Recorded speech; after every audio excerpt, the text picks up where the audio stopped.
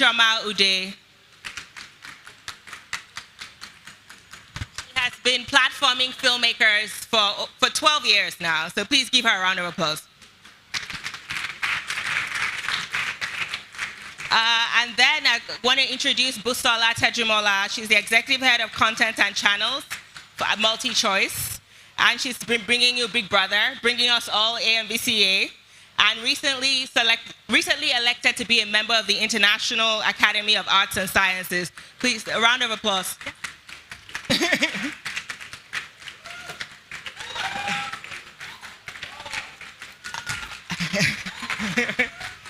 I'd like to also introduce Kema Nyao. She's a talent manager coming in from the West End. Now, really, the theme of this is Indigenous to Global, and she's the embodiment of that, taking our talent, our local talent, to global stages. Welcome her to the stage. What? And yes, so also Mary Njoku, founder of Rock TV channels, Rock Studios, actress, executive, complete game changer. Please, a round of applause. And finally, I'd like to introduce, last but obviously great, multiple award-winning actress, Uche Jumbo, and now a director. She has her feature film is premiering tonight, actually, at FRIF. So really excited to have you all here. Thank you so much. And my name is Choma Onyenwe. I am a director, producer, and founder of Raconteur Productions. No, I'll start.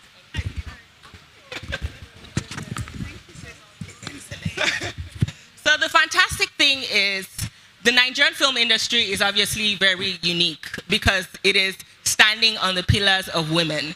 I don't know that there's any other film industry that is controlled by women like the Nigerian film industry. So please, a round of applause for all of us. And this panel is very interesting because, you know, it's talking about like community and not competition, but it's always so interesting when women are involved and it's like it has to be some kind of competition. So we're going to talk about really how we're going to build community, how we're going to have strategic growth, because we have like literally the pillars of the industry on stage, and so they have all the solutions, you know, to the problems that we're facing. So that is the angle the panel is going to take on. So starting with Ms. Kem, I think I want to start by talking about standards, really, professional standards for the industry, but also specifically for women, because there are a lot of women here. And I find that sometimes we hold ourselves to a higher standard. So can you define for the industry as a talent manager, what kind of standards can we abide by locally that can enable us to graduate to a global stage? What standards? Thank you so much, Shoma. And just to encourage you, I've attended a lot of cool panels, but I want us to have more of a conversation because I'll hog the mic as well. So jump in, ladies, as I talk. So good to be here. I think standards for women here locally, I think it's being consistent. Consistency is key. There's standards that you have to abide by when you think about legal standards, governmental standards, what we're actually told we have to do here. But there's a lot of character standards that sometimes we compromise. And I was in LA for a very, very long time. So when I was younger, there was no one teaching me and guiding me some of these standards. So I came and went as I pleased. And then coming to Nigeria, I've had people challenge those standards. So be consistent, be professional. I think sometimes we can be over familiar. It's very good for people to know this is business, even though in Nigeria we're very relationship driven. You still need to have some boundaries in those relationships, lest you can find yourself in compromising conversations. I always say to people, we don't do business in nightclubs, even though it can happen. Try and meet people at a reasonable time. And I'm just saying this because of what I've experienced living here now, where we're so willing for the opportunity that we're compromising ourselves and not even realizing it. That's just from my lived experiences. So I want to start there.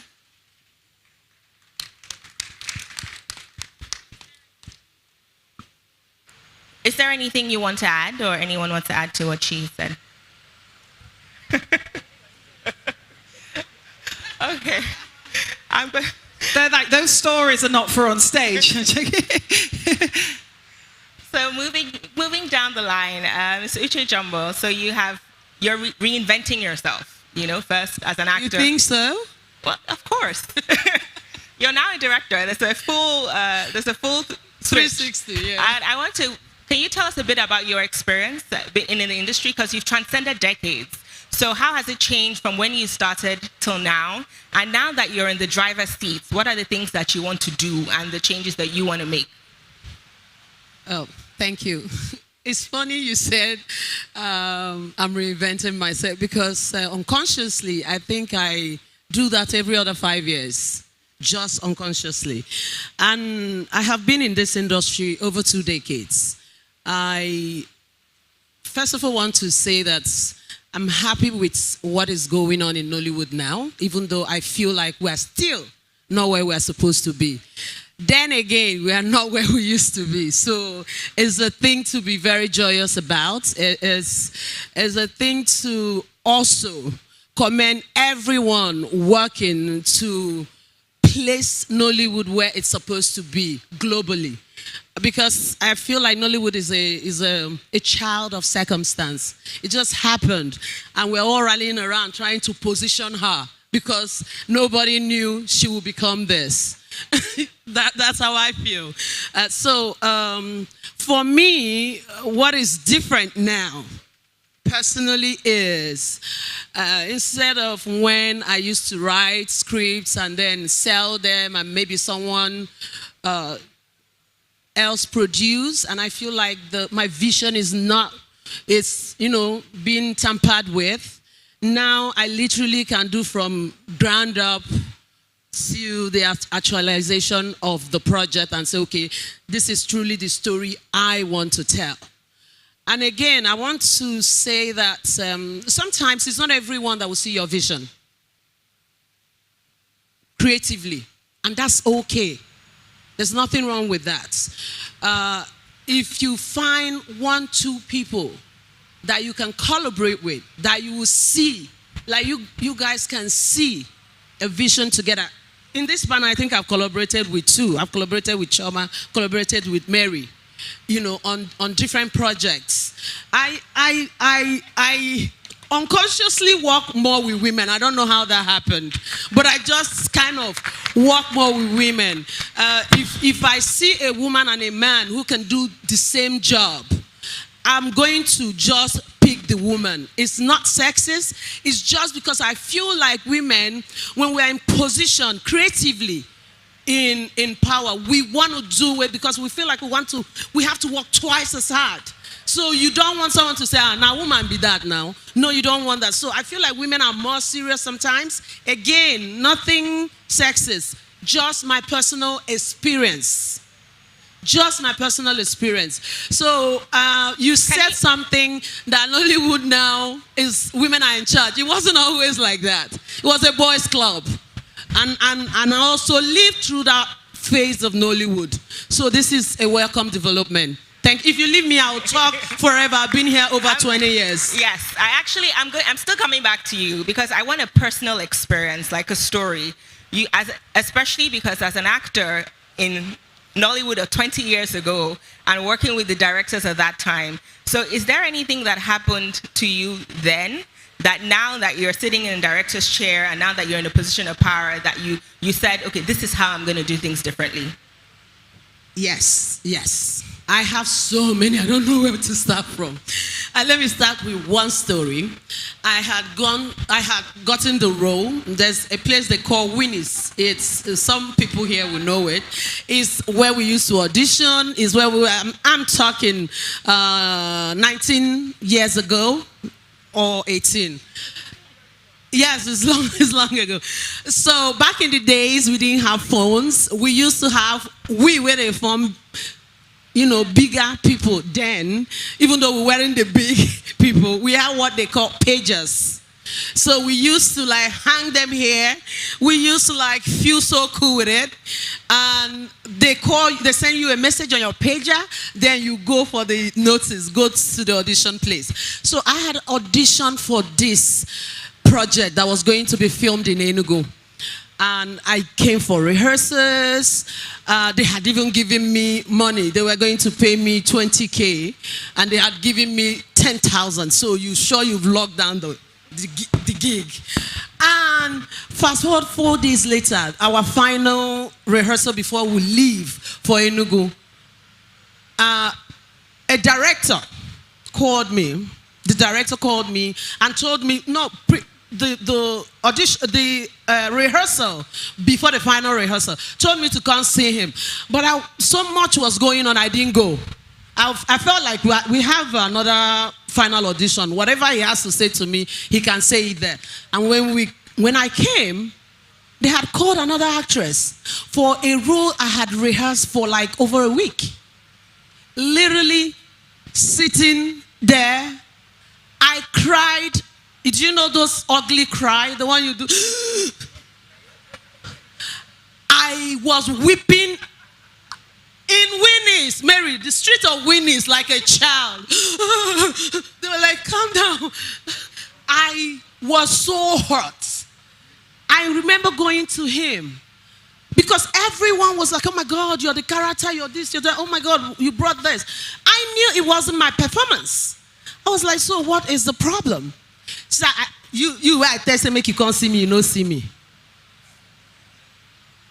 I was like, because I was coming here. We are all coming. You say, oh, you the code, you don't know what I mean. So that stayed with me. Years down the line, there was a time I was doing audition. The same director came to me and hugged me and said, in case nobody told you in Nollywood, you Uche Jumbo, you're a powerhouse. In case they've not told you, because I have watched what you have gone through. I have to watch your whole process.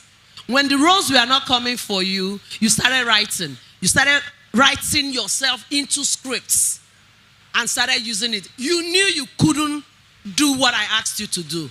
You found your way. The way he spoke to me, I was like, wow. Wow. So what I do now is, maybe that's why all my heads of departments are women. Maybe it's my personal experience. I have sacked a production manager over this nonsense. Immediately I heard that was the last production he did for me. And because I feel like now, so many things we went through, this new generation of actors are lucky. Because, for example, my production, that will never happen. I have so many stories. If I start, like I said, we won't finish. Thank you so much. Thank you for sharing. That's amazing. I think that's the great thing with Women in Power, is that we immediately feel safe, and regardless of whatever, and competition is healthy. Competition is great. It inspires us to continue to do better. So thank you for sharing that. And so yes, Ms. Basola, I want you to talk about a bit of audience development now. DSTV MultiChoice, they have been the #1 in town for such a long time. The channels, what you have brought us, have from Crime and Justice to Big Brother, that is such a rave. Do you find that, especially with, I think in making this, so that this question is like two approaches, like the female audience and what they like and how they've grown over the years, and just generally the growth and the audience development, what you're finding that we're watching more or we're leaning towards more in Nigeria? Okay, good afternoon, everyone. You mentioned the productions, and shout out to Comfort Booth. She was one of the housewives of the Real Housewives of Abuja, and she is a producer as well.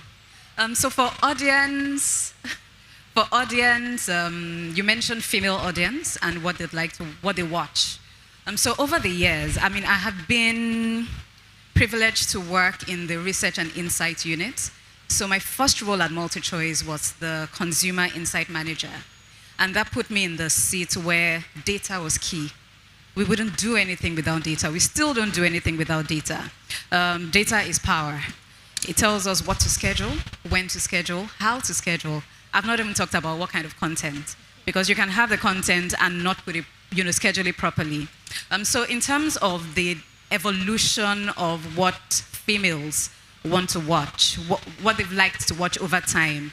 Apart from sport, it's always quite interesting to see that females do like action. They like thriller. So if you notice in a lot of ads, if they're targeting women, it will be the romantic stuff. Or it will be the titles with the children. And I'm sitting there thinking, no, the women are watching WWE. Yep. I'm watching football. They are watching football, up Arsenal. Man United. Sorry. They are watching Cartoon Network. Yeah. And then, of course, they are watching the African Magics, the movies. So the movie genre, yes, absolutely. The females top the movie genres across age groups. The sports, you'd find a significant, portion of women actually interested in sport. And when I mean sport, I'm talking football, I'm talking cricket, rugby, tennis. Oh my goodness, the females love their tennis. I'm talking UFC. WWE. Yeah. So the data does show a lot. And so sometimes when we have a channel supplier come and say, why do you have this channel? This channel doesn't do anything on your platform. I'm like, for you, that's because you are not the target audience. But we know our market, and we know how to target the different segments of the market. We always pride ourselves to say there's something for everyone. There truly is something for everyone, most people. But because the demand for content and how it's consumed and the kind of content that is being consumed is changing very, very rapidly, we find that you have to keep up with the data and the research, right? Now people, yes, they want to watch the movies, but they also want to watch series. But they don't want to watch the long ones, they want to watch the shorter ones. And then after 15 minutes, they move on to something else. On the face of it, you think they don't want to watch long form. Everyone now just wants to watch 15 minutes, 10 minutes, and move on. Actually, that's not really true. Because the same person will sit on the same YouTube channel and watch bits of 15 minutes for 2 hours. So they want long form. It's just how you are giving it to them that they don't really appreciate anymore. So now it is the duty of the distributor, the duty of the platform to figure out how to schedule content in a way that the viewers will appreciate it. I hope I've answered all your questions. Very enlightening, very enlightening. I think for the producers here, take notes as well as to what the audience is watching. But I'm still with you. And I want to talk a bit about reality TV and the portrayal of women in some of the programs, and how, thinking about it from a business perspective, how does conflict sell? Because I guess the idea of this women not communing or women, it also comes from the media that we consume. So is there some kind of responsibility, or how would you say, how does that work, in defining what to show and what is selling, and that responsibility? That's a tricky question to answer. There's no one right way, and I don't think there's one right answer. Again, you would follow your data. You'd follow your intuition and your gut as a creative. For the unscripted shows, really, there's nothing you can do about it. And I know you wanted to mention Big Brother, but you didn't want to mention Big Brother, but I will hit the nail on the head. It is an unscripted show. As much as people don't believe, it truly is unscripted. Once the housemates go into the house, that's it. Yeah. The only guidelines, obviously, are politics, religion, anything that would incite. Apart from that, really, they're living their lives. And they would say whatever they would say. And you all know it's live. And when we say it's live, it's not live to tape. It's not 10 minutes delayed. It's live. Yeah. Right? So sometimes, they're living in a pressured environment. And so you'd find that their emotions are escalated very quickly. Right, but again, so with the unscripted shows, I can't say anyone is pitting anyone against each other. That's just natural reactions. But for the scripted shows, again, you need to know what your audience wants. So there's a very fine line between giving your audience what they want and trying to shape a narrative. So you would shape a narrative in some shape or form, but you still have to give your audience what they want. Case in point is the Real Housewives franchise. It's Real Housewives franchise. I'm sure many people watch the different versions across the world. One thing is common. There's drama. And there is conflict. But if we are being true to ourselves, is there no conflict in real life? So when we see things on TV, we exaggerate what we see because it's showbiz, right? But in real life, really, it's just, I say this so many times, that what we see on reality TV is a reflection of who we are in real life. Some form of it, right? Some element of it. We would all have our conflict at home, but we will go on social media and look pretty. Right? So there is a thin line, for a producer, for a network, in giving what your audience wants, knowing what the audience wants, and then also shaping a narrative that you think will drive. I'll give an example, and this is one that I always find very interesting. Years ago, we would watch all these series that had black male presidents.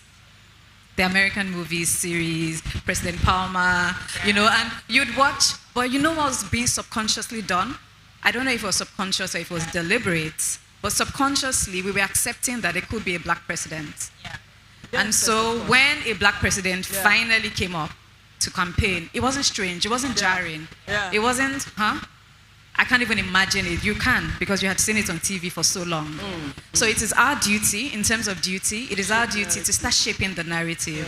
Do we want a female president? How many movies, series, content have we put the females as the hero? Have we conveyed the female as a president or as a governor? Do we always make the women prostitutes? Do we always make them run girls? Do we always make them the ones who are fighting, How many of our titles actually elevate women and portray a narrative that we actually want to see in future? So I think it's a thin line. Thank you very much. That was a great response. And yes, we are multi-layered as humans, and our characters can be multi-layered. And so as women, we are emotional and logical.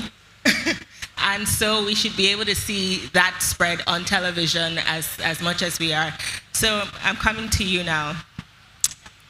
And every year in, year out, I know firsthand how you're pulling your hair and putting a friff together and putting this platform together, and even what you do outside of the festival, and just to continue to grow, and every year, this is the biggest the festival has been, and it's 12 years. So a round of applause, please. Thank you. So what does collaboration mean to you now? Like on this level, now we're going global. Now, like the environment has changed. So what next? Especially with women, how do you intend to collaborate? What is the dream? Hello, everyone. So I'd like to talk about collaboration over competition, really. We have 4 very strong ladies on the platform with myself, and each one of them has made such an impact in my life, moving forward. Oh, she's correcting me, and she's right to correct me. There are actually 5 people, and I'll pick on each and every one in order to express or intimate you more on what collaboration over competition looks like. I'll start with the least, which is Mary. Least with me, personally. With Mary, I find her to be such a dynamic lady. I hadn't met her year in, year out. I'm like, I'd like to meet this lady. She's doing such great things. You're looking to... Anyway, I met her and she told me her age. I was shocked. There I was thinking I was doing something great. It took me, ask her, over and over and over. I said, how old are you again? And she said it again. She's a powerhouse. She sought me out because she wanted us to have discussions on how to move things forward. How do we collaborate to make this even stronger? I was very moved by that. So there was no case of competition. I have this platform, you have that platform. When you see things like that, it's very heartwarming. I would go to Choma. Choma is a strong force. I remember the first day I met her, she was ready to start swinging. She took the festival from a level where we were and took it to another level, all on her own, really. I mean, you could say I did my bit, but Choma did something that was, very intellectual for the festival. Not to say that I'm not, but. Then you have Busola here, who, when I wanted to make a certain announcement, I realized I couldn't make that announcement without having produced certain things. She gave me that opportunity, which a lot of people would not have. She took a chance on me, and so for her, I could make the announcement and know that it was factual. I'm going to go to Uche. For every stage in my life, when I want to start whatever it is, I seek out people and I talk with them and I go, this is what I want to do. How do we work together? It's all about working together. There's a saying where people go, oh, we pull the young ones. Don't pull the young ones. Work with what you have. Let the young ones see you working well. They would learn. They don't want to see you fighting. We fight a lot over nothing. So I went to Uche. I said, Uche, this is what I want you to do. She said, hey, how are we going to do it? So I gave Uche some scripts. And she said, oh, there's a private jet in this script. For how much? I said, Uche, don't worry. When you need the private jet, let me know. I'll get you the private jet. And that's how we roughed everything out. She was super helpful. I'm very grateful to her. And this is part of what I'm talking about, collaboration over competition. She could have watched me fail, but she chose to do it the other way. Then there's Kem. I met Kem last year. She talks fast. But very intelligent. She had such plans for Nigeria in terms of management. So I said to her, when the festival ends, I'd like for us to sit down and meet. So we had a meeting, and she told me all she wanted to do. And then she says, that God told her that she should move to Nigeria next month to start this project. I said, you're just going to move? She says, yes, because that's what God told me to do.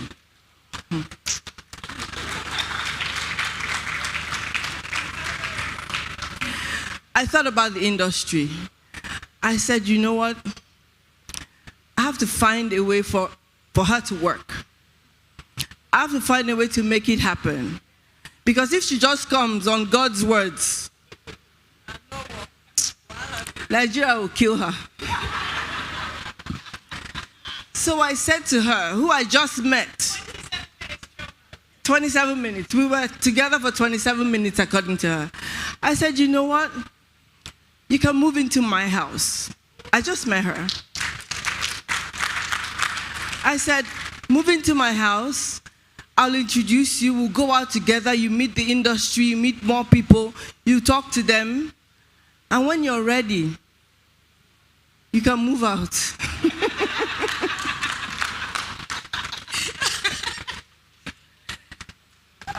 I went along. So I continued doing what I was doing. She never got back to me. She went to England. A day before, she sent me a text. I'm coming back tomorrow. I'm coming to Nigeria tomorrow. And the next day, she landed. And so we lived together very peacefully, I must say, while she sought out what she wanted to do in Nigeria. She's still on that journey. So for me, it's always about helping one another achieve. Because if they achieve, you are also achieving. If she succeeds, I'm succeeding. If she succeeds, of course she succeeds. everybody here is successful, right? But we need to make that conscious effort every day to help each other. Thank you.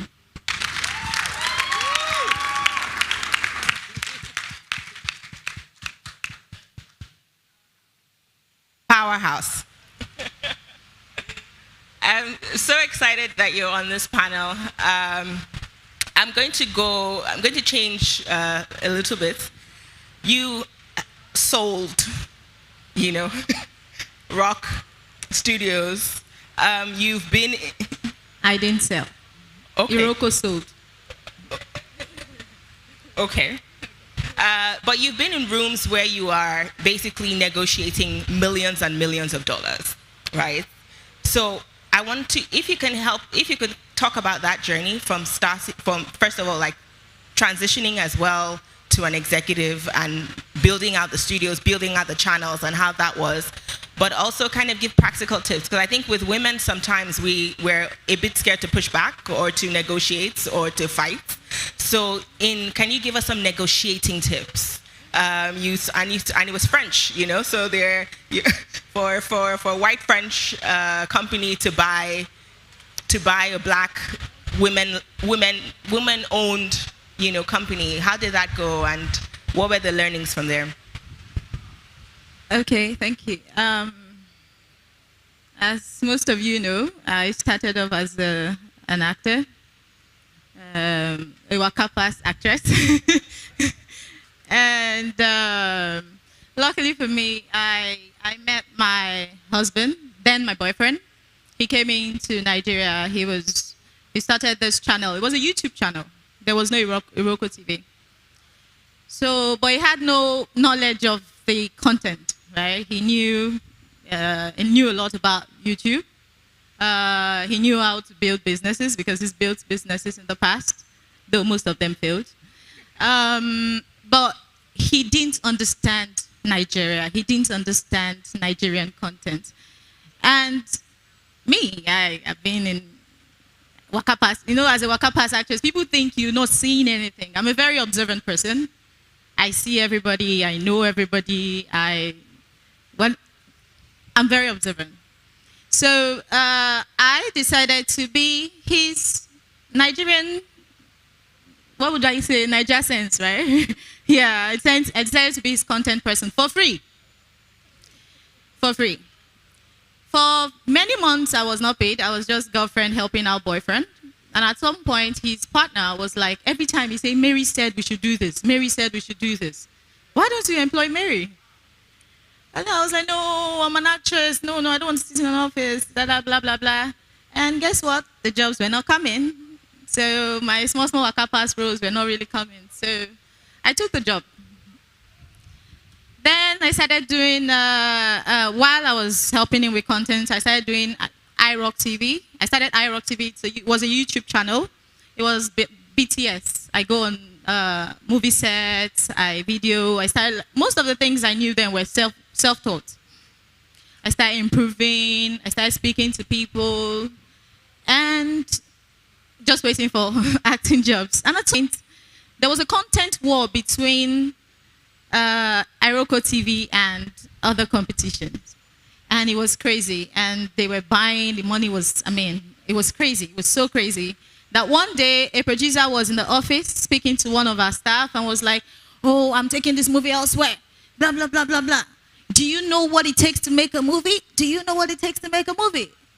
And when the producer left, I got home, I told myself, yeah, I negotiate with these producers, and do I really know what it takes to make a movie? I think I should know what it takes to make a movie. So I went to film school. I went to film school in the UK. I came back and I was like, then I got married. I was like, maybe I know what it takes to make a movie. I need to make a movie. And he wasn't really, he was like, yeah. Said, okay, I don't have money. I'll give you the money I spend on licensing. I was like, just give it to me. And guess what? I made movies. I made 3 movies. And one of them was Best Movie, one award. I think it was Viewer's Choice, Abuja Film Festival that year. It was Azizat. Then I did First Act Town. And First Act Town was the best movie or best series on Iroko TV then, and people wanted more. Then I started doing, and he was like, okay, this is different. Like, you're bringing a new. Then he got interested. So at some point, he was like, you know what? I told him, you know what? I want to leave Iroko. I want to go start my own thing, a studio. I mean, Iroko is a platform and all. I mean, his investors were not really interested in building a studio. And he was like, no, don't go. We need you here, blah, blah, blah. You know, family. So he had to go against his investor and continued investing in rock. And luckily for us, 2019, we exited. I didn't exit, sorry. Iroko exited rock, sold their shares to Canal Plus. And sorry, I can't share the figure. But it's obviously millions of dollars. And he sold me to Canal Plus. So Rock today is owned by myself and Canal Plus. So what am I saying? It was an opportunity. You know, most times when you tell people, it takes a certain kind of person to recognize an opportunity when you see one. I've been with people, especially young girls, and I will be like, when you even give them opportunity and it's staring right at them, like they can't even recognize that this is a great opportunity. I think whatever we're doing as women, which first of all, we know that we'll have to work twice as hard. Yeah, twice as hard because, I mean, I was Jason Joku's wife till today. Today, he is Mary Joku's husband. So you have to work twice as hard and you have to be very focused, very, very focused, like so focused. Stop celebrating when you've not gotten there. We do that, small thing. Somebody will just come, oh, I'm this, I'm this. You are just getting started. Focus, focus. That's not your destination. They think because the camera is on you, you're doing interviews, you're not there yet. You're not. Focus. There's somewhere you're going. Like, just always stay focused. Until you're there, I'm sitting right here, but I'm not where I want to be yet. So I just think it's recognizing an opportunity when you see one and work twice as hard, unfortunately.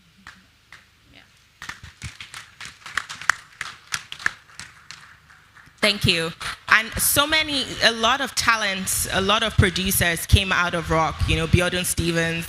Like there's a lot of talent that you have grown, but I still want to come about negotiating. I know you said Iroko sold, but you've also put your channel on different TV platforms globally. So when you walk into these rooms with people that you have to prove yourself to, how do you present? How do you sell? You need to have a product that you don't need to prove yourself, first and foremost. You start proving yourself when you don't have a good product. I don't really talk much. Most people who know me know I don't really talk much. My work speaks for me. So first and foremost, before any negotiation, do you have a good product? Don't lie to yourself. Yeah, that's one. Two, there's always a deal to be done. People, you walk into a room and you be like, oh, I can't take this. No. If you don't take this today, the person will offer you something tomorrow. Don't throw away that relationship. There's always a deal to be made. Always. I have producers that, over the years, most of them, oh, I won't work with Mary, I won't work with Rock, this will work, this, that. I'll just smile. They will come first year, next year they will come again. Another year they will come again. Today, they are one of my big producers. There's always a deal to be made. What was the question again? Selling stuff to people who are bigger. Oh, selling stuff to people. Most of the producers that I work with today,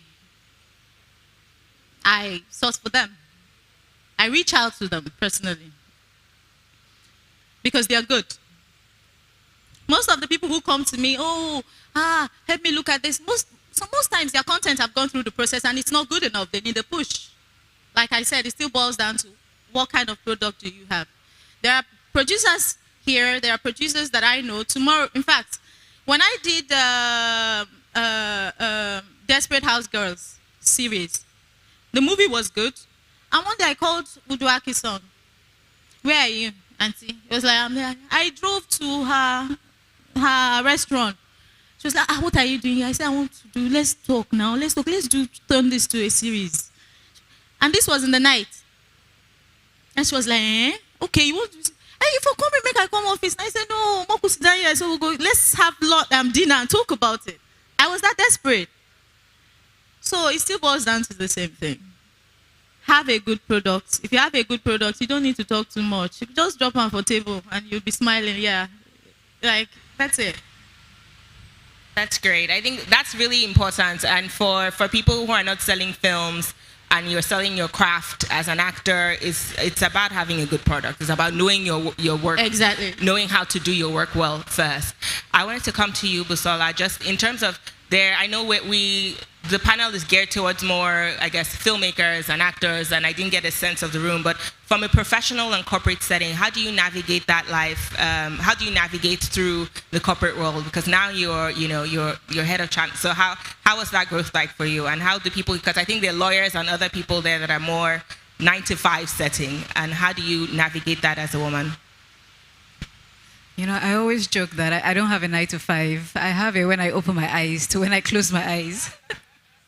But seriously, 9-to-5 is putting you in a box. I work like an entrepreneur. So I have an entrepreneurship mindset. So even though it's within the confines of an organization, that is how I always choose to approach any project, any role. I've worked at MultiChoice for 12 years. This is my 12th year. And in the 12 years, I've worked in 5 different roles. So I have moved around research, strategy, head of production, content, channels. I have a good grasp of what the industry is. But professionally, like we've always all said, work twice as hard, yes. But also, I mean, putting your hands up for challenges. I don't see challenges, I see opportunities. So it's when they say it's impossible, that's where you will find me. Because as far as I'm concerned, it's impossible till it's done. So I will never go for the easy stuff. Sometimes I'm telling my team, but why didn't you guys sit me down when I came up with this bright idea? Remaining ambitious. Also in the corporate world, as everyone knows, obviously there's the politics. So be of the game, in the game, but not of the game. Right? You still need to be able to, your emotional intelligence, being in the boardroom, how you show up, your executive presence also really matters. And then it also still all boils down to value. What value do you bring? There are many skilled people and there are many valuable people, but how are they communicating that value? So it's how you communicate the value, really. And of course, prayers. I'm a woman of faith, and I cannot speak about accomplishment skills and not speak about my faith. So yeah, prayers. Thank you. That's great. I'm going to open up to the audience now because we have about 10 minutes more. Okay. So we'll take 5 questions. Is that someone? Okay, yes, starting here. Hi, okay. Hello, good afternoon. My name is... Stand up. Okay. Thank you. Good afternoon. My name is Sonia John. I'm a director and producer, and I run a startup production company for films and documentaries. Now, when you mentioned negotiating, I've had experiences where executive producers at my level would reach out to me to produce films and documentaries for them. And you send budgets to them, and on 2 occasions, actually, I've heard, Sonia, we picked you because you're a woman. Woman sabi price. This is not the budget that we want to work with. The first time I heard it, I was like, this is film. This is not, I'm not going to the market to price onion and pepper So, but the second time I heard it, I was like, okay, maybe I'm doing something wrong. So I genuinely want to know, are women better with budgeting? Are women better with working with low budgets? And how do we go about it, basically? Thank you. Are you asking someone in particular, or No, panel. does anybody want to? Okay. Okay. Women are better at everything. Low budget, high budget, any budget, at everything. And it's not just filmmaking. It's because we pay attention to details, like little things. So we're better at everything. And when it comes to your negotiation, like that's why it's called negotiation. People with 1 naira will come. People with 100 naira would come. It's negotiation. I've done low budget productions. In fact, I started with low budget productions. The first production I even had to use my money to complete. I'm not saying you should use your money, by the way. Don't. That was my husband's business, by the way. So I had to use my money to complete it. You get, that was low budget. And he still won an award. There are different stories. So if the budget is not good for that story, you can walk away politely. Politely, no big quarrel. Because the person that is giving you 1 naira today will give you 100 naira tomorrow. I've given producer 1 naira before. Today, same producer, I'm giving them 100 naira. And tomorrow, I might still give them 1 naira. There are different budgets and different, yes. So it depends on the project. You walk away politely. If it's don't take up a job you know that you would not complete, because that would tarnish your image. Yes. Your integrity matters a lot. If you know the budget would not be able to complete the project, politely decline. When they go somewhere and you tell them this is the reason and this is the reason, I would really love to work with you, but this is why I wouldn't. They will take that same budget and give it to someone else, and guess what? The project will come out poor. And they'll be like, no, she told us, and that girl told us, we should have listened. Next time they will tell you, okay, what do you think? What's the actual budget? What do you think would work for this? Because they've tried and they have failed. So no, yes, so it's negotiation for a reason. 1 naira, 100 million, it's negotiation. You can politely decline and walk away. It's not working.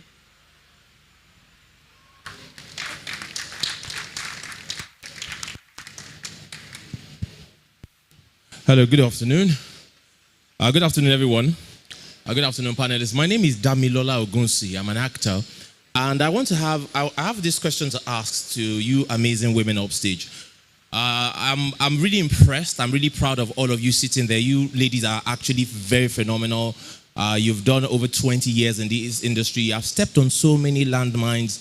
You've escaped and you've done everything to be where you are today. And big kudos to Choma as well for Africa, because as far as I'm concerned, this is the best film festival in Africa. It's the biggest. And it takes a certain level of mind, to do this. Now, the question I want to ask is that there are lots of women, there are lots of young ladies who are coming into the industry. They are hungry. They want to be where you are. And there's so many landmines that you stepped on and escaped. So do you have a mentorship model or a mentorship thing that these ladies can actually attach and learn? Because I really don't believe in reinventing the wheel. Success leaves clues. And with what you know, what you've learned in 20 years, you can distill it so that all these young ladies can actually come quickly, because Africa is in the front of everything now, and there is really not much time, and people need to become, and ladies need to evolve and become the best as you have done. So my question is, do you have a mentorship model? Do you have something that you are offering to young ladies who can just quickly come after you and learn, so that they don't have to go through all the good, bad, and the ugly in the industry? And I know you know what I'm talking about.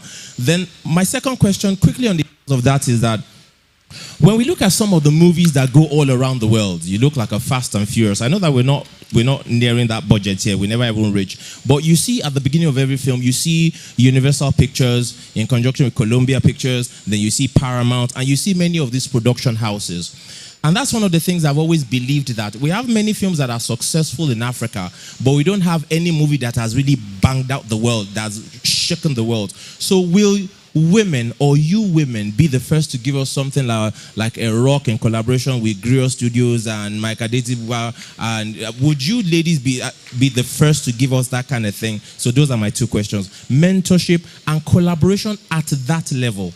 Thank you very much. Thank you. Uche, do you want to take the mentorship? I'll take the mentorship. Okay. Well, the mentorship, I think all of us say so. Okay, for mentorship, yes, we have. But I just want to say something about, I want to talk about something we did just 2 years ago. I was approached by some agency from Edo State, and they got some funds from UK AIDS, and they wanted to make some films with the ladies that came back from Libya, the returnees. And they were going to fund some films, and they wanted me to acquire those films.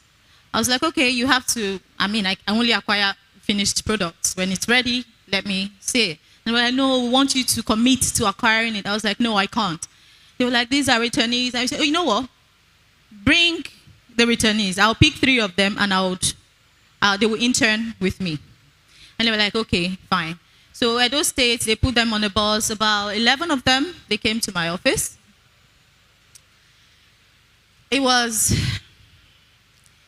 I've never really seen broken people like these girls before. And I was like, Mary, what are you getting into? These girls they couldn't even speak. They were just shaking. How would I, interning in my office, what would they be doing? But I was already committed to it. You know what? I would see it through. And I picked 3 from the 11. And they went through the internship. One of them today, arguably, is the best female sound recordist in Nollywood. Her name is Rose Akoyibo. In fact, she sent me a message about 3 weeks ago, and she was like, oh, this girl is in her 30s, but her daughter has just finished high school. They have kids that's teenagers, so she was like, oh, my daughter just finished high school. This is the result. I want her to go study medicine.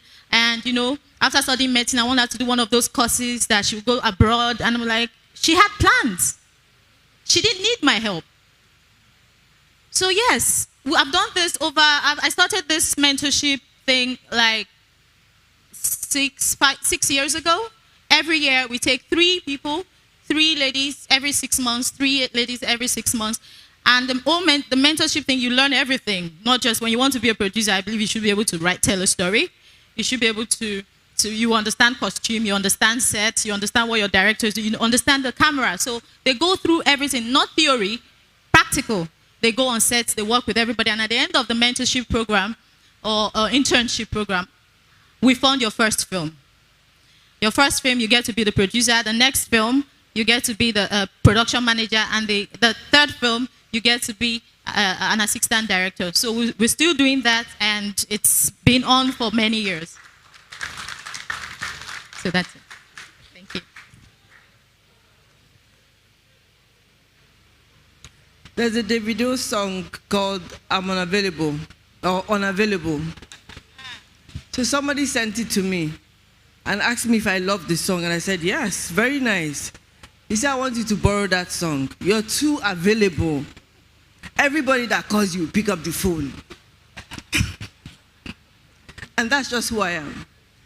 During the course of the festival, I could get calls for, I don't know where the next class is, or my name was spelled wrong.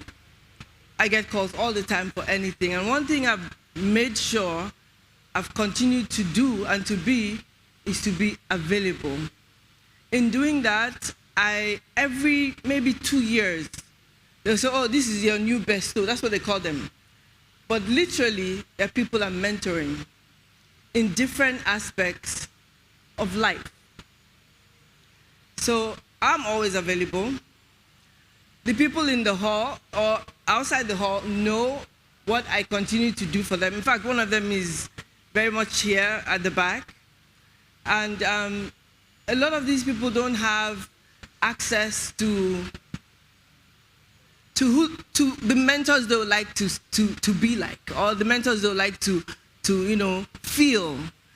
So for the people that think that they're way up, please come down a little bit, because when you do, you're setting a pace. You're giving this availability to the younger ones to actually see and know that they can be you and even better. So, I'm available. I'll keep it short. I mean, everyone here, we're one person individually, if I can say that. So there are only so many people you can mentor one-on-one. But you know what I would always say is find yourself a mentor, find yourself a coach, and find yourself a sponsor. In any organization, and I'm speaking from organizational point of view, because you can have a mentor, and that's all well and good. They can guide you through landmines and all of that. But then how do you grow? Right? So the discussions really are about your growth, your career growth in whatever phase.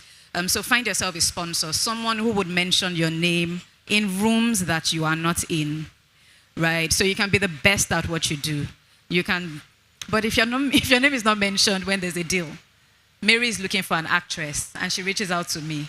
Chioma is looking for something, and she says, "Oh, Busola, do you know, if I cannot mention someone's name, then I haven't done my bit." So this is two sides. One, find yourself a sponsor. Two, if you are able, make yourself a sponsor. I'm charging everyone here, if you don't already sponsor someone in whatever industry you are in, you are wrong. You are wrong for it. Sponsor someone, one person that you take interest in and say, look, I'm interested in the growth of this person in whatever industry. And then as much as possible, provide opportunities for others in any form. If I can't provide it, I will reach out to anyone to say, do you have an opportunity for this or this? Or you have a young lady or a grown woman who is like, I really want to meet that person. I would find someone, I might not even know the person, but I'll ask Chioma, I'll ask someone, do you know this person? Because I have someone who wants to meet them. So that is the kind of collaboration. I know this is saying community over competition. This is the community that we should be building. It's linking each other up. It's collaborating, because we will compete. Yeah, I mean, we all have to compete. Healthy, we all have to compete. But let's compete within the community. Community comes first, because that's how, you know, we build opportunities and bridges for others.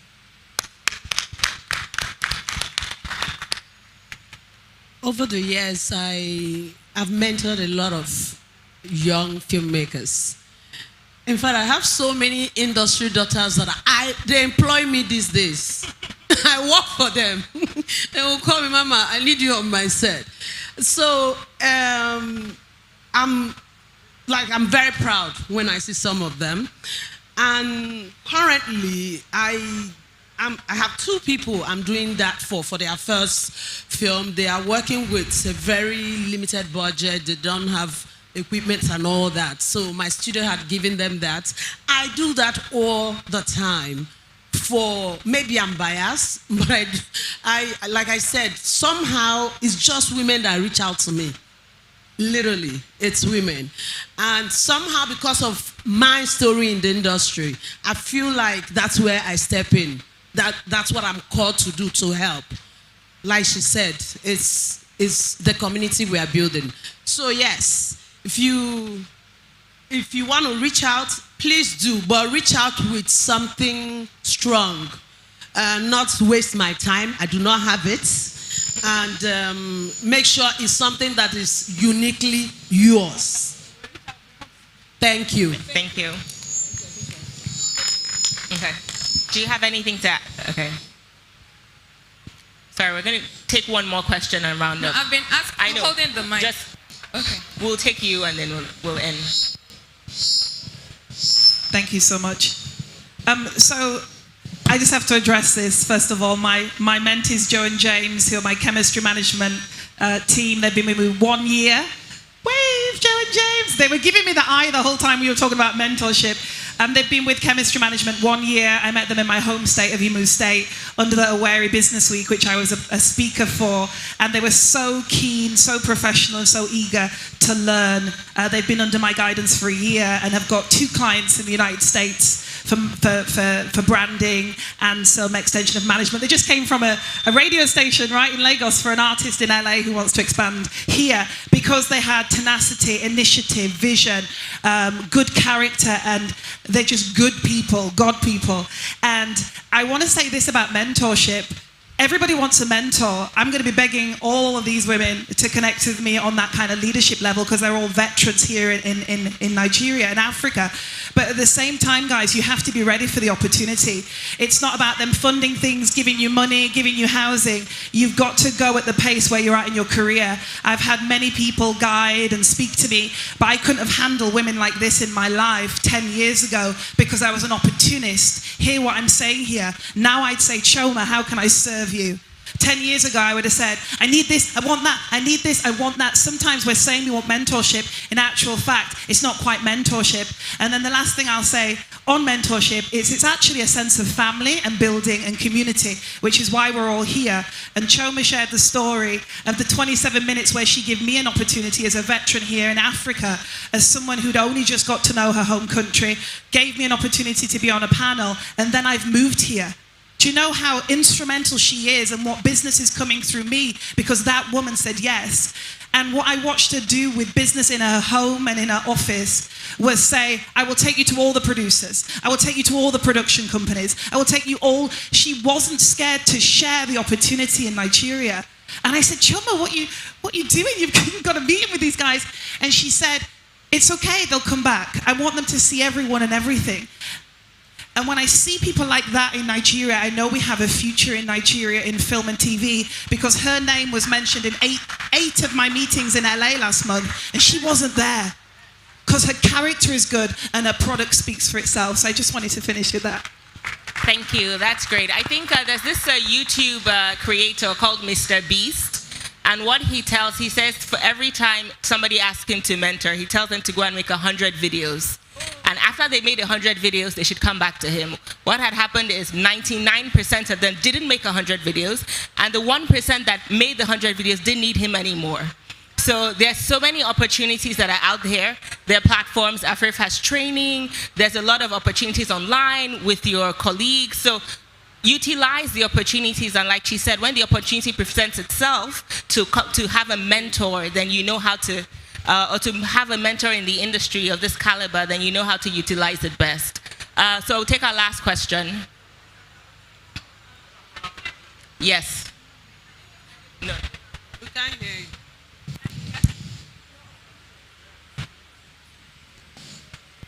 Hello, can you hear me? Okay, thank you. My name is Adebimpe Adebambo. So thanks so much for all what you've said.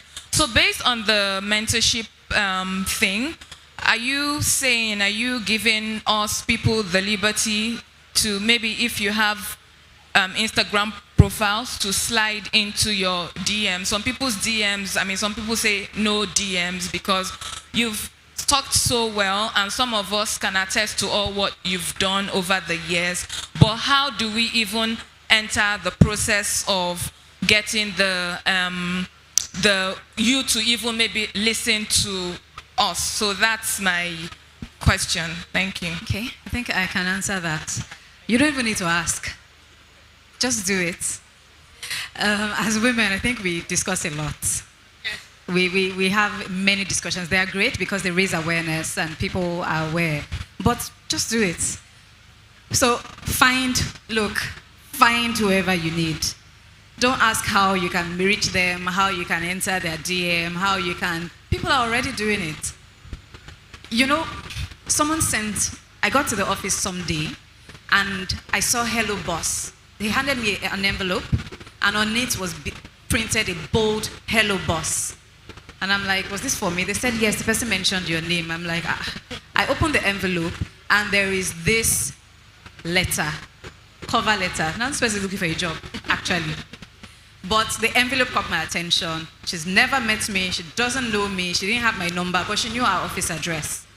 she just came through and she did something very creative. Yeah. And so, of course, I read the cover letter. It was quite creative. I'm like, this person must be a writer.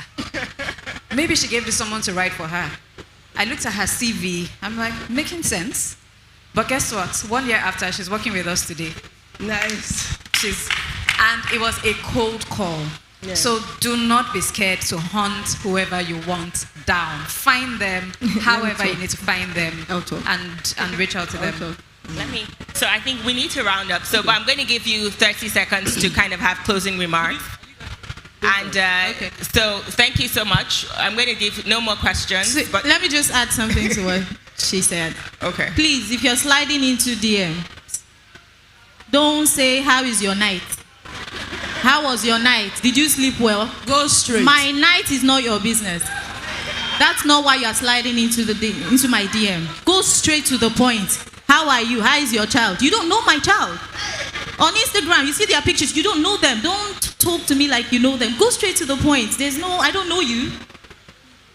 You don't know me. If this is what you want, make it short and you get a response. The problem you people have is you get emotional when you don't get a response. When the person says when you say how was your night, what am I supposed to say? I slept with my husband or I slept on top. You understand? It's not your business.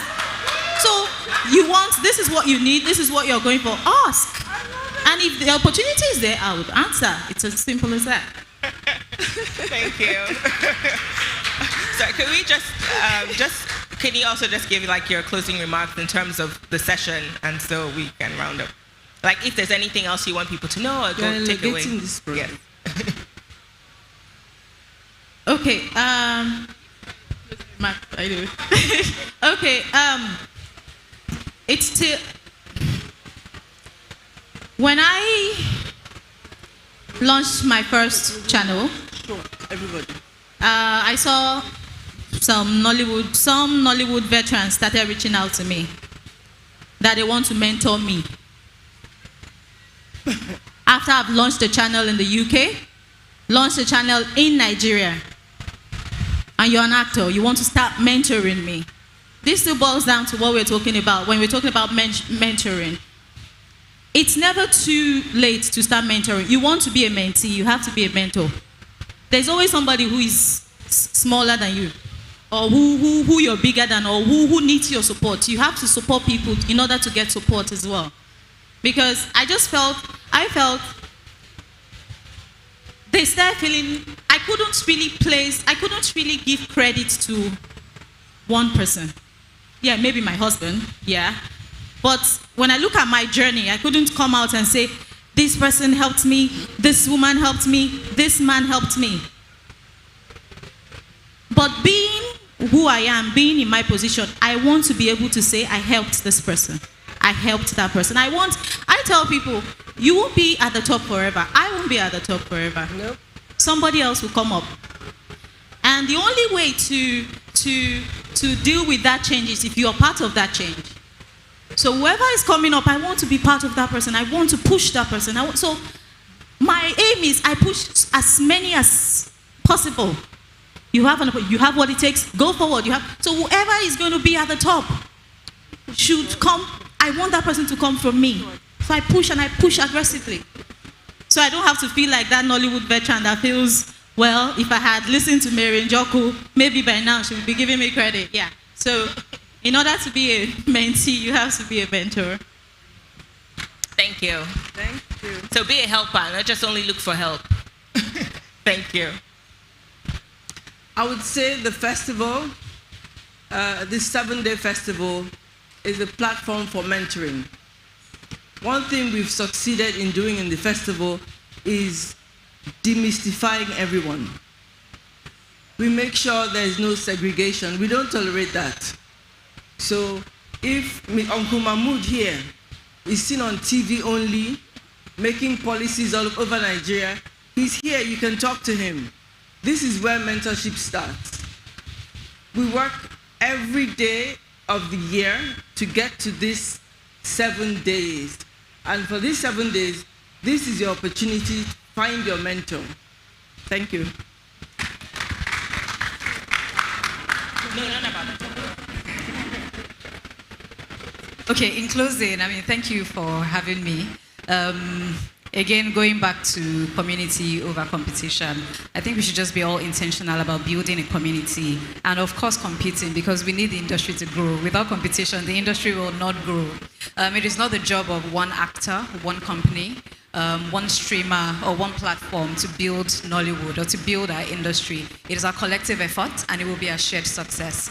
So as MultiChoice, we have many opportunities, one for upskilling, for capacity building, and all of that.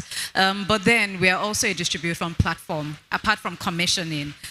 So there are many levers that I think that most people can fit into at different times. But again, our doors are open, and yeah, thanks for having me. Thank you.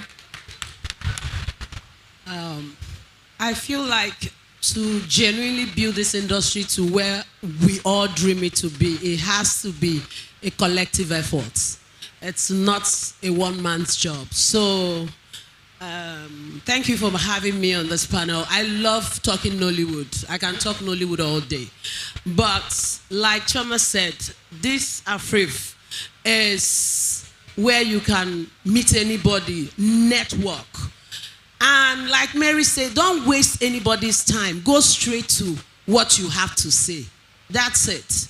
And let us all try to not just look for help or ask. Let also put yourself in a situation where you feel like, what can I do for you?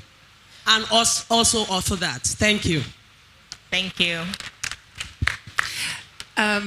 I just want to say thank you as well for this opportunity to advance my LA-based business to Nigeria with the help and support of Choma and her team and AFRIF. It's changed. I feel like crying. It's changed my life. I've never been home to Nigeria, and I came here. It's not just a program. It's a life changer and game changer, and I'm grateful. I have two things to add to the audience. Know your value. If you know your value, opportunity will meet you. If you're already arrived, stay teachable. There's always something to learn. That's it. Thank you so much. Choma. Thank you. Thank you so much. Thank you all for listening.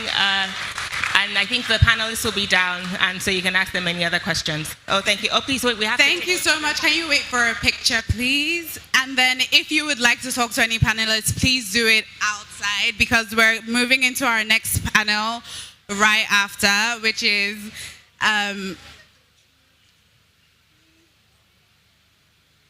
Exploiting filmmaking for global studios. So please